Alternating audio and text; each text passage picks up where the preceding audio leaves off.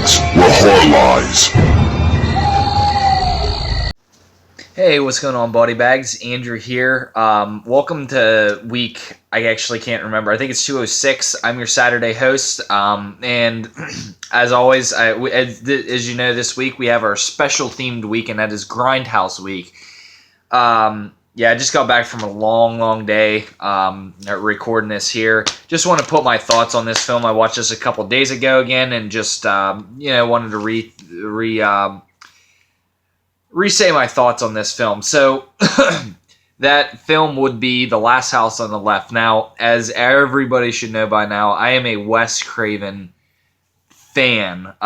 Huge Wes Craven fan. By far my favorite director. This is his directorial debut. This was made with $90,000. Basically, he had this friend named Peter Locke who would help finance films. And him and Sean Cunningham made this film together, and they got this budget together, got some people out, shot this film. Now, basically, this film is about a girl who goes to a rock concert, and while they're on their way there, they try to stop and pick up some grass, some weed.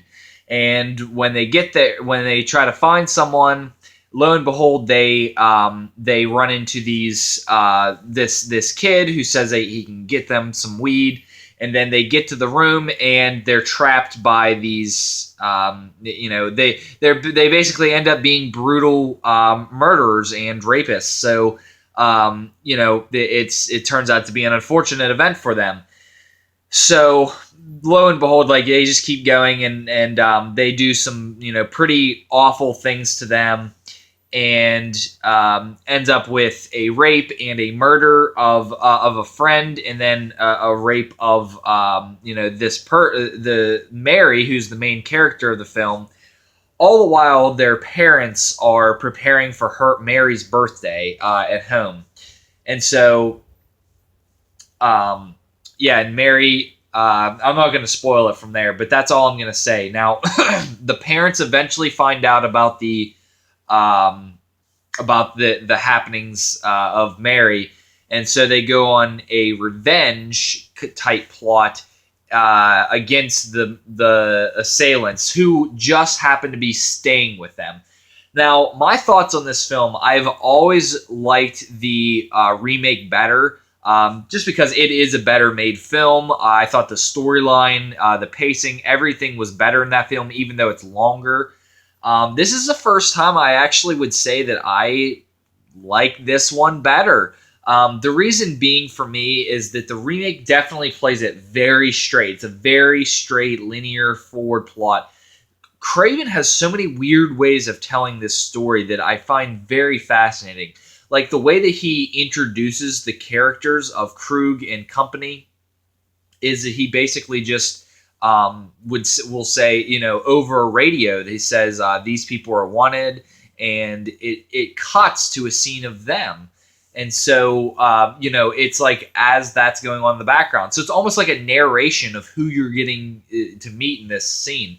Just very, very well done in Craven's, to Craven's credit, in the editing department and all of that stuff.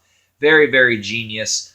There's a lot of things that I have a problem with, but some other things that I love about this film, definitely the Road Leads to Nowhere song, beautiful foreshadowing. And then you have the the scene where after Mary is raped, she kind of just stumbles into the water and then starts saying this prayer. And the way that Krug and company look at each other and just, kind of are like, oh, we know what we did. And then they go to wash off afterwards. It's just such a powerful scene, and the score so beautifully encapsulates it. Now, my issues with this film is the score during the rape scene is so terrible. It's this very corny music. I really would, honestly, it would have been more effective had they had no score whatsoever. Also, the cops. This film just works more as a straight up gritty film. In the the attempt at humor in this film really falls flat because it just doesn't work for a film like this. And also the parents setting up these elaborate traps at the end of the film also just make no sense in the terms of like, you find out that, what something has happened to your daughter, you're probably not going to be in an emotional state to set up all these elaborate traps for these people.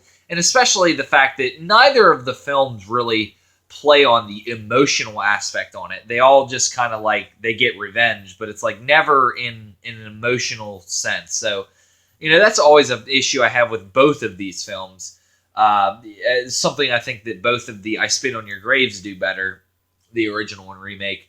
But still, I think this is a very beautifully shot film. It's very, very great for a $90,000 film. This is very, very well done. It can't get much better. If I were to give this a grade, I would give it a solid 8.5 out of 10. Very, very well done. I really, really like this film now. I only recommend watching the Blu-ray. I hope someone releases a 4K of it soon. But yeah. So that's going to be all for today, guys. Thanks for watching, and be sure to tune in to the rest of our reviews, and be sure to tune in to me next week. Thanks for watching, guys. Peace.